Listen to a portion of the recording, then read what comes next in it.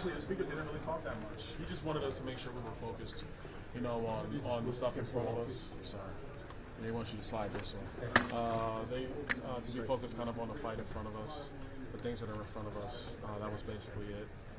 But mostly the members talked, and that was good. It was important for the members to really engage in this. I'm willing to work with any of my colleagues. I said that as much in the room. Anybody want to work, sit down, get in the room, talk things out, let's do it. I'm here for it because I just want to be solutions focused. I want to get real conservative wins, not talking points, not tweets, not any of that stuff. This bill doesn't have the votes to pass. What are you willing to do to change it to get it the votes? It just doesn't. Man, I just said, man, I'm more. Listen. I know, but what changes are you willing to? What are you willing to part with? What are you willing to cut? Because as it is right now, the bills are. At the end of the day, it's about, do 218 members want to do something on this? I definitely know that there's 218 members who want to they want to go through the appropriations bills. I've been in the middle of that fight for 6 months up here.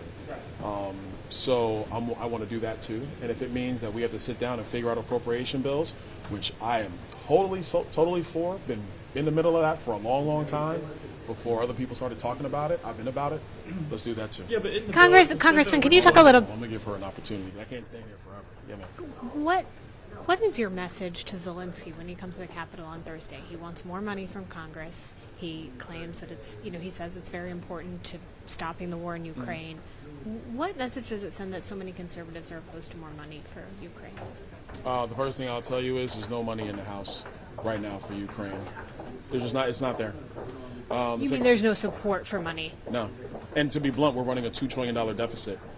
Any money we give to Ukraine, we're borrowing from our future. That's the facts. Those are the truth. You feel how you want to feel about it. I'm here to tell you what's right and what's real. Look, it's not a good time for him to be here, quite frankly. That's just the reality. And the third piece is what's happened with Ukraine is frankly the fault of leadership of Joe Biden. Let's be very clear of that. So don't put that on the backs of the American people now. If we had a commander-in-chief who knew how to lead as opposed to take naps, then we would be in a much better situation when it comes to Ukraine and global security for that matter. Congressman, the members who are holding out on this, they consider themselves the fiscal conservatives. How do you consider them? Is this an ideological objection? No, it's not ideological. It's tactical.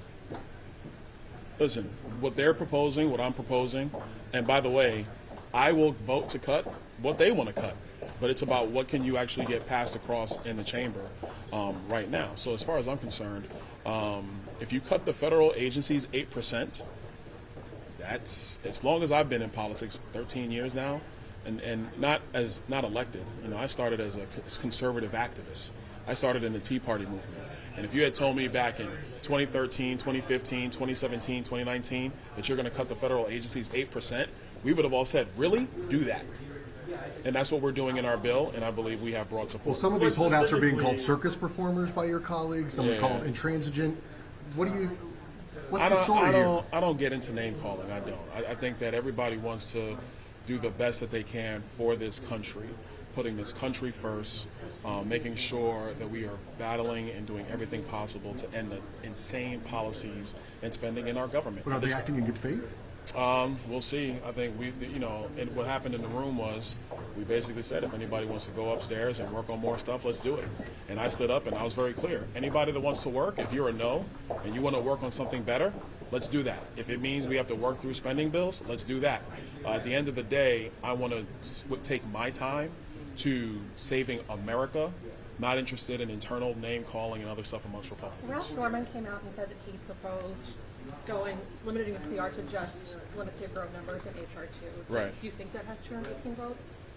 No, because we had a member in the room that said that they wouldn't vote for it. And so that's what, we got to figure this out. Y'all's bill doesn't have 218 votes, so how are you going to get there? Find a way, man. I know, but specifically, what cuts? What are you willing to change in your bill? Well, look, I think it's part of it is about money. Part of it is actually about process, and I think even the members who are no's, they don't like the process about how we've gotten here. There's a deep concern amongst a lot of Americans, and some of my members speak to that this town has lied to them before. This town has said they promised that they were going to fight and didn't.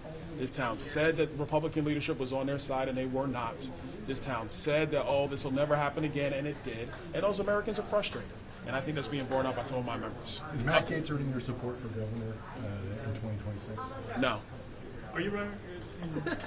You're running for governor.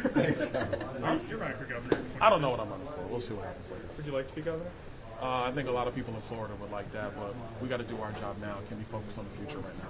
Thank you, sir. Appreciate it.